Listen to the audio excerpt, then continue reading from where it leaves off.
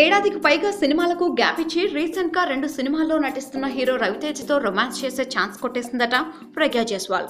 కంచె సినిమాతో టాలీవుడ్ లో బ్రేక్ వచ్చినట్టు కనిపించినా ఈ అందాల భామకు బడా హీరోల సినిమాల్లో పెద్దగా అవకాశాలు రావడం లేదు. కొద్ది వారాల క్రితం విడుదలైన గుంటూరు టాకీస్ సినిమాలో నటించిన ప్రజ్ఞకు మంచు విష్ణు సరసన నటించే ఛాన్స్ దక్కిందని టాక్ వినిపించింది.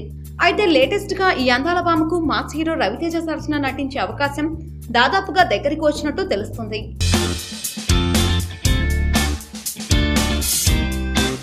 విక్రమ్ సిరికొండ డైరెక్షన్ లో రవితేజ నటిస్తున్న టచ్ చేసి చూడు సినిమాలో రాశిఖన్నాతో పాటు మరో హీరోయిన్ కావాల్సి ఉండడంతో ఆ అవకాశాన్ని ప్రజ్ఞా జైస్వాల్ కు ఇవ్వాలని డిసైడ్ అయ్యారట దర్శక నిర్మాతలు.